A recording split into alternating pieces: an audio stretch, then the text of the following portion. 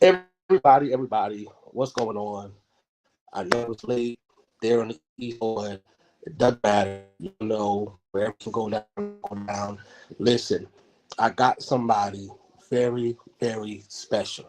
I told y'all he was coming, gave y'all a few hours notice. Get your popcorn, your cookies, go on ahead and get that Coca-Cola, that Pepsi, Mountain Dew, whatever, because I have the privilege and the opportunity, all right, to get a few minutes out of his schedule. He's busy, all right. Found out he's my cousin. Yeah, Okay, yeah, family. yeah. But listen, y'all have heard his name. You know his work. All right. So I'm gonna introduce you. Uh, this is the super producer, the deal maker, the glue of the entertainment industry. I try and be that that connector. The connector, the entertainment industry connector, ladies and gentlemen, you know, young and old, Mr. Walter Millsapp. What's going on? What's going on? Listen, I told y'all we was gonna have a conversation with my cousin. He's busy. He could be in the session with anybody doing anything. It's funny. I flew here from Detroit Right, to California right, last week. He flew from California to Detroit right. doing some work. So he's always busy. But we're gonna jump into it because it's holiday time. You know, he's tired. You know what I mean? And you know how, you know, just busy people, they got stuff to do. You know what I Yeah. mean? So we just taking a few minutes out of his day. So listen, let's start with this. Mhm. I know you have many, and I ain't even going to show his wall. I ain't going to show his wall with some of the accomplishments and achievements. Oh Jesus. Y'all can Google that. All right. But I would say one of the bigger things that you're known for is you actually putting together mindless behavior. Absolutely, Okay, absolutely. talk about that. How did you get started with putting them together? Well, it came from really honestly. I signed a publishing deal back in 1997 with John Platt over at EMI Music Publishing. He's now the CEO of Sony ATV. And he had signed me back in '97, and I started learning the publishing game. And I figured, for me, I had all of these different experiences. I started off dancing, went from dancing to MDing, doing music directing, for the Shawnee's, Deborah Cox, a bunch of people, and then uh, still writing and producing and things of that nature. And so once I kind of learned the publishing game, Mhm. I started thinking, okay, um, you, you have so many records that are coming out each year that millions of songwriters, millions of producers are trying to, you know, make it on these records, Mhm. which could be very difficult. And so I started sort of thinking, hey, develop groups, develop an act. This way you can house the project and fulfill your publishing commitment Mhm. basically in house, opposed to having to, you know, try and get on this record or get on that record and get Right. on that record. Right. So, Work smarter, not harder. exactly. Mhm. So, in '99, in 1999, I took four dancers. There was two dancers who danced for Britney Spears, and other two dancers who had danced for Christina Aguilera. Mhm. And this was back when Backstreet Boys, 98 Degrees, the pop thing was in. So I had taken these four white kids and named them Last Stop, and held a showcase with Gerald Busby. Um, God bless and rest, with his soul. He was the CEO of DreamWorks, and he had signed them, and I had developed them in my mother's living room back then. Wow. And so I had signed them back in '99, and I had gone, I think 2004 or three. I was at West Angeles at a live recording, and a friend of mine, Ethan Farmer, who plays bass for Lionel Richie, he had called me and was like, "Hey, I'm doing a live recording over at West Angeles. Come by." I'm like, "Man, I just came back. I come back from Europe or something. I was tired, and I said, man, I'm so tired. He said, man, come see me. I haven't seen you in a while. So I literally go to the church with shorts on, t-shirt. In West Angeles, you can walk back and kind of hide and hang out. And so this kid had gotten up. Um, uh, his name was Michael. At that time, he was maybe like 10 years old or something. Okay. And he had sung. And I had gone to the restroom, but I heard they used to have at West Angeles in the North Building, they had speakers in the restroom. Okay. So I'm in the restroom, but I'm hearing this kid like blow. I run out, wash my hands, I run out. I go to my guy. I'm like, yo, who was just singing? And he's like, man, it was that kid. So I get to this kid, and I said, yo, man, who's your parents?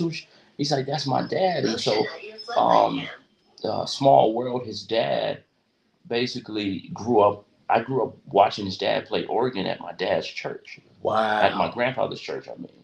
And so, and his dad's name is Sam. So I said, Sam, yo, man, this your son? And he said, yeah, I'm trying to, get him discovered and things of that nature. And I said, well, listen, if you let me have him, give me 3 months to develop him, and I'll have him a deal in 3 months.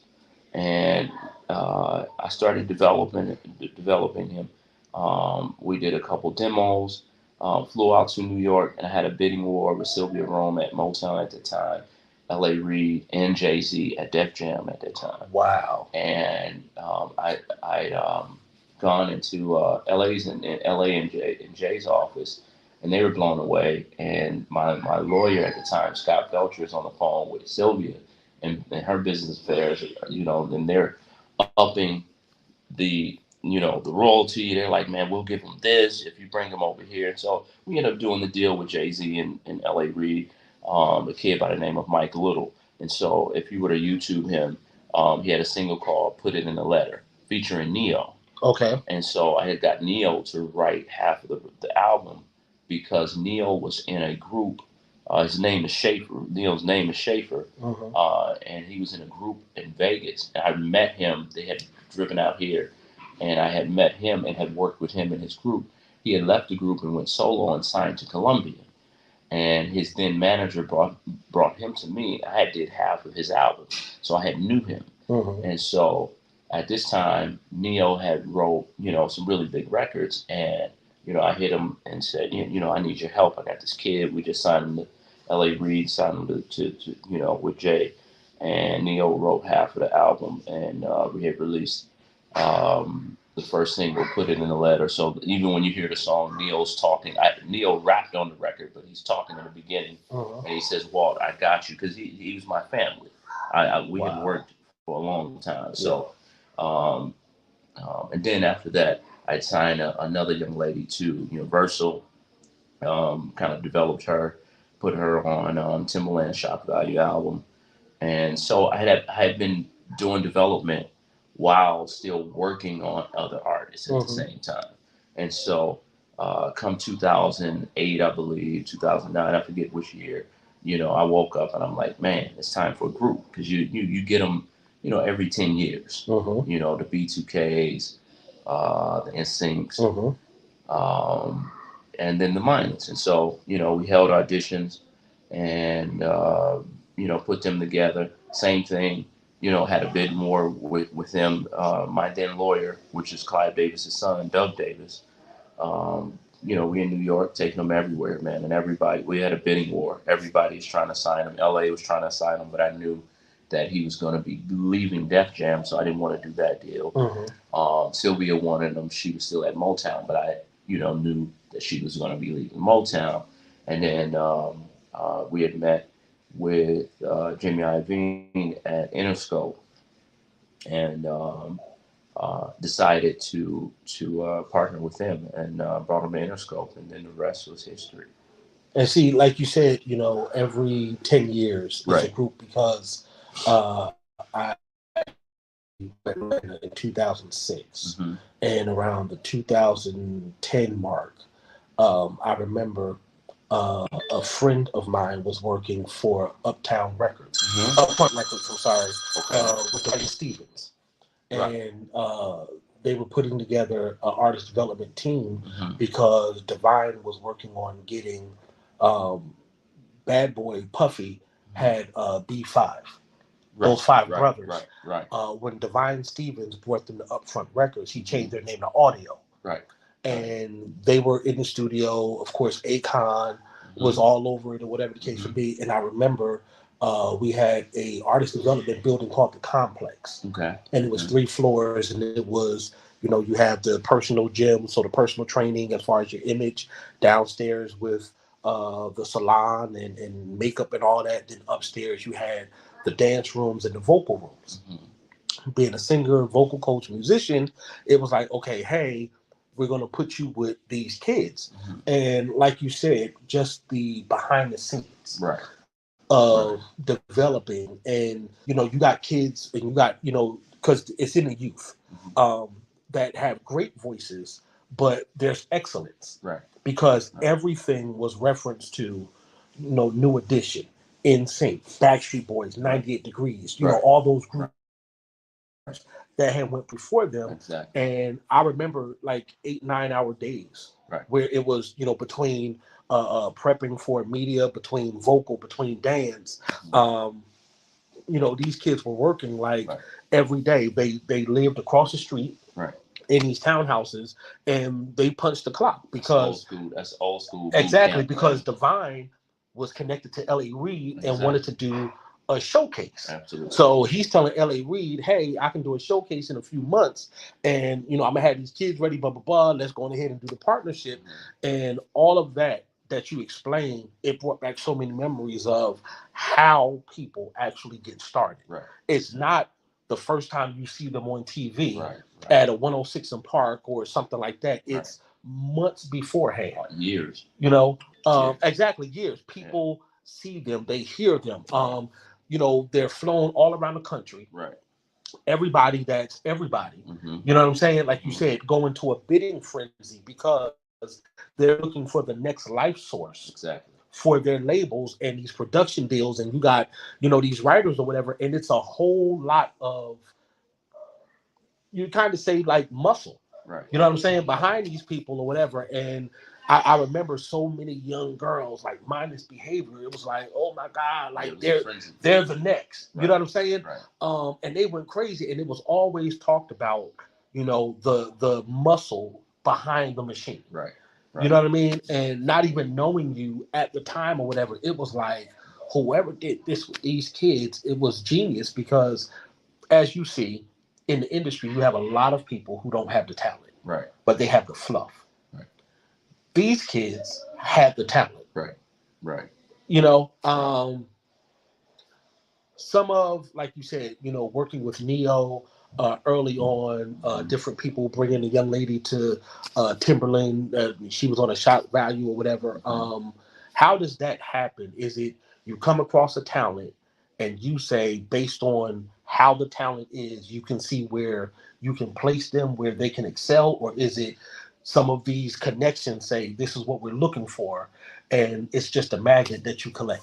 No, it's not really like people filled things out like, hey, we're looking for the next so and so rapper or so, and then the relationships are so authentic, and then for me, being in the business 20 plus years, being in these offices, you get to learn people, learn sort of how they hear, what they're listening for, and that's an art in itself.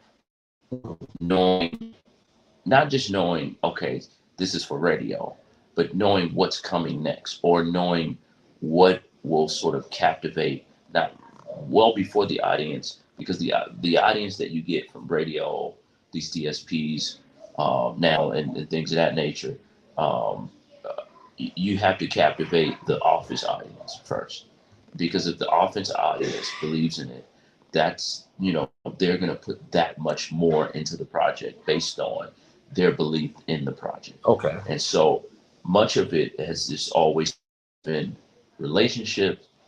What's the void in the market? What's special? Because special will always trump anything. Still, wow. You have to be special. And so Still to this day, man, you get so many people bringing records, sending artists. Check out. I'm on these. You know, playlists from here to here.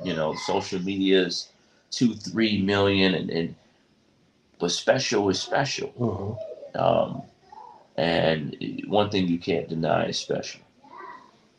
So, out of the many artists that you worked with, um, who wowed you when you actually got a chance to work with them? Brandy, Now, again, the industry calls her the vocal Bible. she is beyond that. She's beyond the vocal She's Bible, the Father, Son, and the Holy Ghost. the Trinity. She is 3 in 1. Now, y'all heard that, right? So stop with the vocal Bible. She has been elevated. She has been promoted, right? Y'all heard that. She's the Trinity. She's the Trinity. Wow. I have I have never witnessed anything like Brandy. Now you worked with some killer female singers. I've had them all. I've had them all. Matter of fact, and this is not even half of it, but most of my catalog is majority female. Okay. And I've had them. I've worked with them all. Tamia, I mean, just name it. Mariah, everyone. Brandy Norwood is from a different planet. So she's a vocal alien. She's. I have never seen anyone that could control their instrument in a way that is. It is really. It's a speechless situation. And see, a little while ago, I interviewed B Slade, Uh-huh. and I call him a vocal alien, the vocal sensei, because his instrument is, Yeah, he's ridiculous. to me, there's nobody that has been able to capture Prince, but still make it their own. Right. Hearing him sing Purple Rain is like, dude, Yeah. is your voice going to ever stop? Yeah, You know what I mean? ridiculous. He's ridiculous. But you said you've worked with them all. Brandy And Norwood, all of them are great talents, but they're Brandy amazing. Brandy wowed me. Brandy Norwood is something different. She's she's she's something different. What you hear on the record, it like fails in comparison. Like it that don't even do it justice. Like when you get a chance, YouTube. We just did this show called The Colors or something like that. Okay. It's a big platform. Like Okay. a lot of people go on and sing live and do it. So when you get a chance, I think we did it. I want to say, yeah, we did it this year. Okay. And she covered this record, Rather Be. So I worked with her and got her together vocally, and to do that show. Me and Frank Gatson. Okay. If you get a chance, just listen to it. It's beyond words. Okay, so that's for the female artists that you Right. work with. Male artists that you work with, who has wowed you? Now,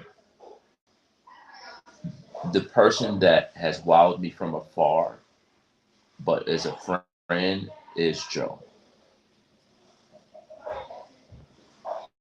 Joe is Joe is the male Brandy.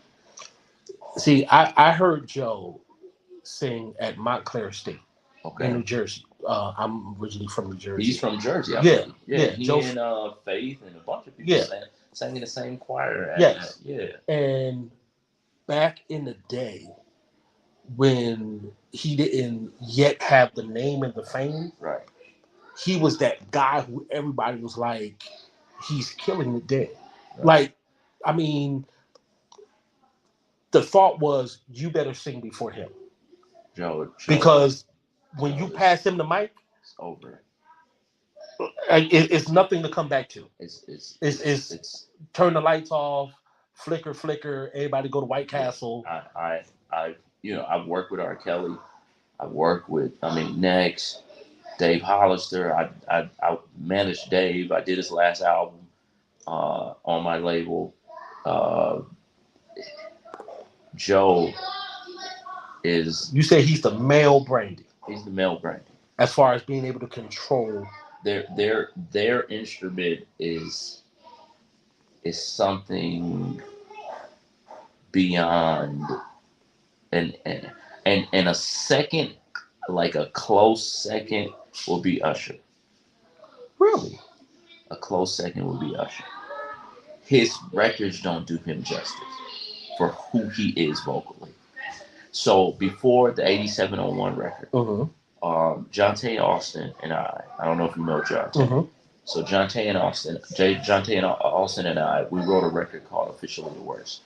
It was actually, I went out to Atlanta. Matter of fact, I stayed at Usher's house. It used to be L.A. Reid's house. Yeah. They had the studio with Coco there. So Usher was doing the whole album basically at the studio and I stayed in the guest house. And I went and recorded with him we did this song called Officially the Worst. That's before they scrapped, because he had a whole album done. Wow. LA scrapped the album and redid the whole album for 87. But working with Usher that entire week, he's vocally, he knows everything that he wants to do. He could do something and do it over again and over again and over again, and every step he'll hit every step. He knows whatever inflections you're trying to give him, or he's trying to give over into the record. He when you hear his records, he is holding back purpose. Wow. Now, see, I've heard stuff. You have different musicians, different background singers, and I've heard comments like that was similar to Chris Brown. As far as vocally, a lot of people, they big him up for the dance, which I mean he kills it. Yeah. But a lot of people said, when they've done some work, with Chris doing background vocals. Oh no, he's another one. He goes in. Who is like, if you just let him be free, he'll give you so much more than what's on the record. But it's like they kind of contain him. Yes. But to have these type of talents in the industry is amazing. Right. It's amazing. Usher's incredible. All right, so I want to ask you this question that I ask everybody. If you could design your Mount Rushmore, okay, whether from a songwriting, producer, vocalist, musician point of view, who would be your four on your Mount Rushmore? Babyface, R. Kelly, John P. Key. And it's between CeCe and Whitney. Ooh.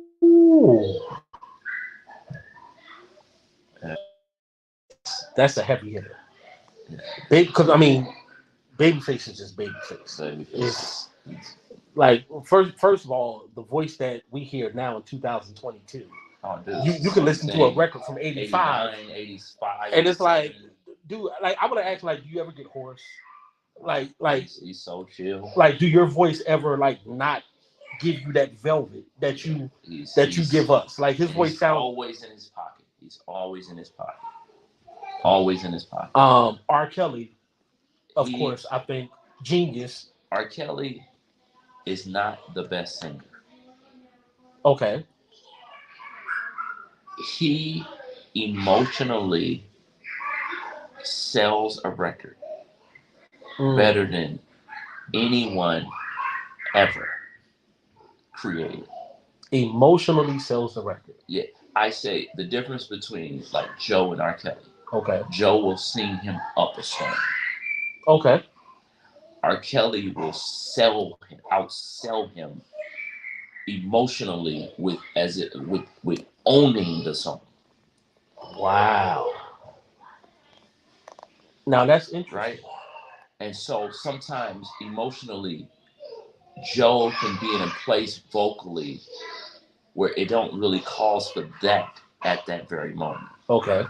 Right? It's almost like spitting game to a girl. Mm-hmm. You know, there's different types of ways that you kind of maneuver. Yeah. And R. Kelly has always had a way that convinces you, no matter what he's saying, Mm-hmm. he delivers it in a way where you're like, oh my God. Well, and you know what? It's funny that you say that because I remember the first time I heard the record, I Looked to You, that he wrote for Whitney. His demo. But hearing him sing it, His demo. it was like it's his demo. It was just like dude, like this is crazy. And then I mean, of course, giving it to Whitney, but it was like dude, like the way you did this.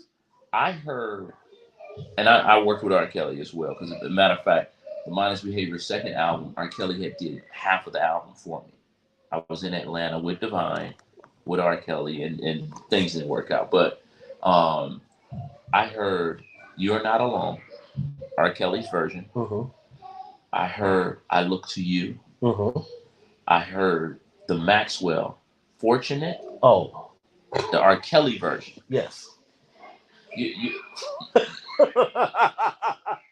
listen, man. Listen, man. There's to someone who sells, and he don't even have to be like grammatically like correct on how because he sells it in a way where he's having like this conversation, and when you start listening, you're like, yo, that's how I think. Like that's how the conversation would go. You know, and he has always had a way to play on certain things that you look back and you hear it and you're like, wow. Well, I mean, you know, I can pick a few where having you describe that. If you listen to I Wish, you know, seems to be simple conversation that he's having with himself, but like you said, selling you. Oh man! Like there's not a time I've heard that record and I'm caught up. You know what I mean? Because it's not just he painted the picture. No, he drew me in. He got I've had to pull over sometimes, dude. Where I'm thinking of family members and friends that I've lost or whatever. Even the remix. Oh, yeah. The remix. Yes. Because I started from the original. I gravitated more towards the remix. Because he went a whole nother place on the remix. Yeah. But he's just something different, man. Well, I mean, not even that, but the whole Trapped in the Closet. Oh my God! The characters, the storyline, or whatever. And for people, and this was my biggest thing, you cannot deny genius. Oh no, when you've witnessed it, just like Ray Charles, just like Stevie. There's certain people where when you label them genius, right? Yeah. They've earned that. Right. R. Kelly, even to the point where when they were, Timberland and Swiss was doing that whole versus thing. Right. The question has always come up time and time again. Who could do a versus with our people that said Usher? No. People and this is the thing. The consensus has been the closest one. Okay. Would be a Babyface. That's the closest. The closest that could actually sit and go toe to toe. That's the closest. Hit for hit with R. Kelly. The closest one. But R. Kelly will still be going though. Well, because you got the songs that he's written and produced for other people. Don't even get to his stuff. Yeah, not his stuff. Just the work that he's given away. Just like Babyface. Yeah, like public announcement. Yeah. Like you got those, and then I've asked people, name any R. Kelly song record that has flopped. None. And I told people, sit back, forget what he did with Sparkle. Right, what he did with Aaliyah, right? What he's done with Aaliyah, like everybody else. Name anything that his hands has touched, right? Where, from an industry perspective, you can say, "Oh, that was trash or it flopped." So that's why the only one that rightfully could do a versus, maybe with R. Kelly, would be Babyface. Yeah, and it would be Okay, it's not going to be a total slaughter. No. Anybody No, else? no. No. Yeah. Pack it up, son. You gotta remember, R. Kelly basically owned like our generation, like the '90s, early 2000s. He everything, that was his everything, run. everything, every single, every EP, every album. Right. When it dropped, he owned radio. Listen, man, when I was doing the first Mindless record, my whole thing in like sort of mind maneuvering was to make sure that every song catered to girls. And I would tell these kids, they didn't know what was happening. They just like, all right, let's do it. Mm-hmm. But um, I said, they're going to be your biggest supporters.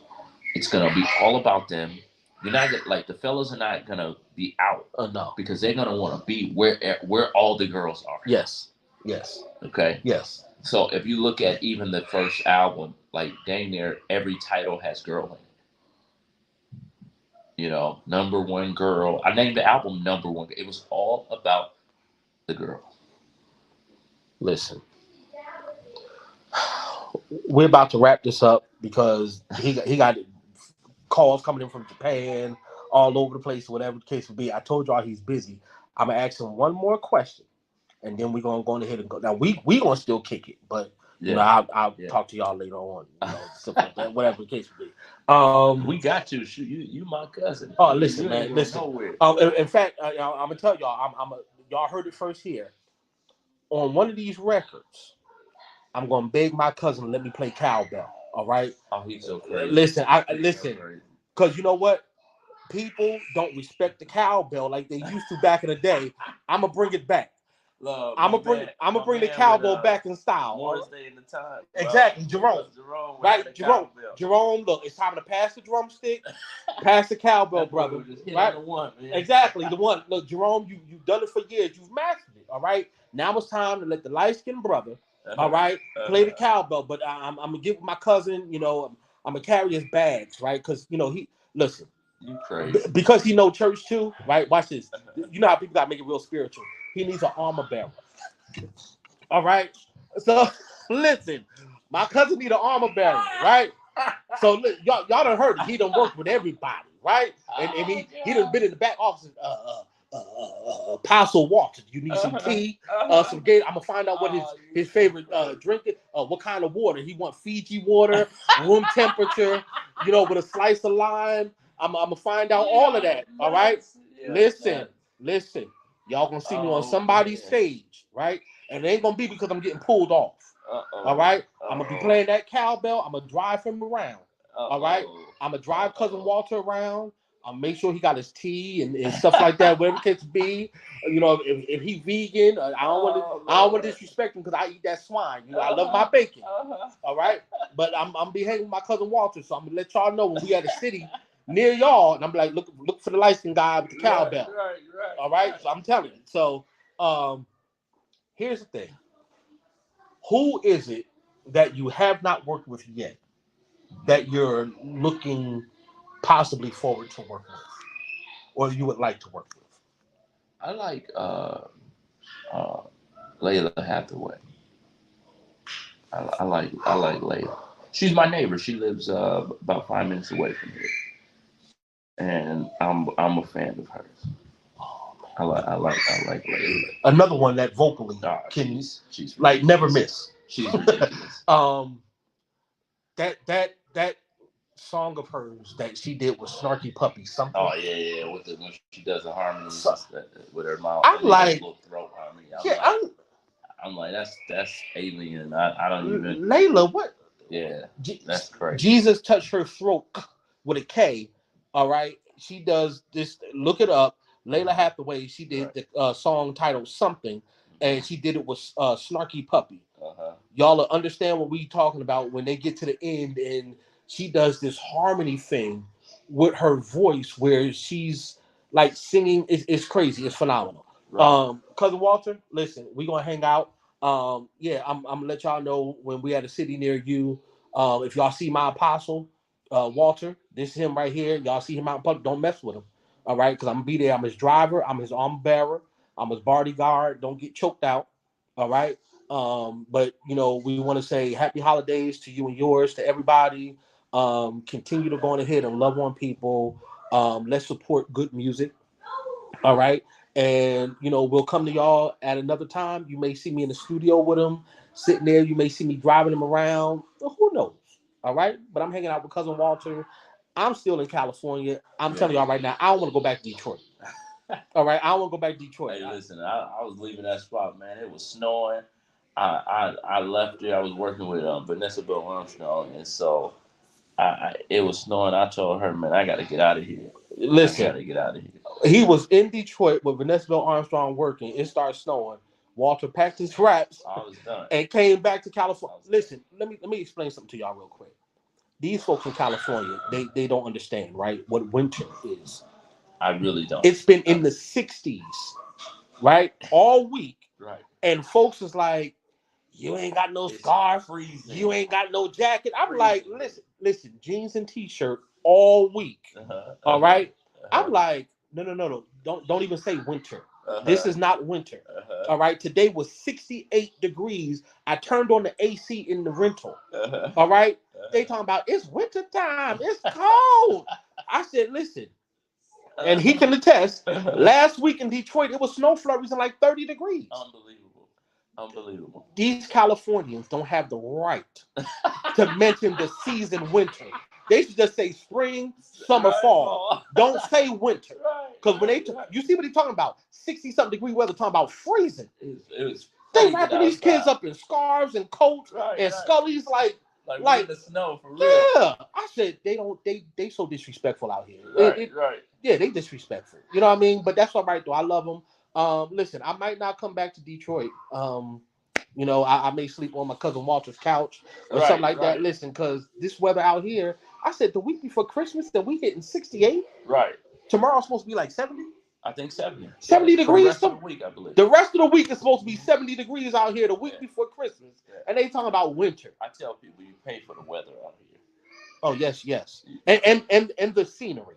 Oh, the scenery is and the second in that. Beach everywhere, palm trees, sunshine. Yeah. I don't want to come back to Detroit. Yeah. It's beautiful. Right? Every day is beautiful. Listen, I've had people tell me they don't even look at the Weather Channel because there's no need to. Literally. No need to look at the Weather Channel, all right? If you haven't been to California, get you a ticket. Come out here and let California bless your life. You get more than enough vitamin D. Put it like this. All your favorite artists live here. Just name them. They live here. You see that? All the NBA, NFL guys, even if they play in another city, they all own property in LA. Now you heard it from him, right? Just like a couple of minutes ago, he said what? Layla Hathaway is his neighbor. She lives 5 minutes away or whatever. All these folks that y'all see on TV that, I wonder how they living. They living good this week because it's doggone 70 degrees the week before Christmas. All right? Come on out here. If y'all want to run down Rodeo Drive and think you're going to see somebody or on the beach or whatever case be, whatever you're going to do, come down here. It's beautiful. I'll post pictures. I'm taking pictures all week, whatever case be. Yeah. But listen, this is my cousin Walter Millsapp. We're going to be kicking it. I'm playing cowbell for somebody on somebody's track. For real. I'm going to bring that back. Jerome, I need somebody to tell Jerome from Morris Tay in the Time, listen, give up the cowbell, brother. All right, sign it for me first. Right. All right, so I can literally say I'm playing Jerome's cowbell. Right. But listen, we going to come back. I'm kicking it with Walter and the family. The kids upstairs, they having a good time. Yeah. I'm loving on my family. Week before Christmas. Yeah. This is my gift to myself. All right, spending time with the family. I love you guys, and we'll be back sometime later. All right, peace. Man, listen, cousin Walter.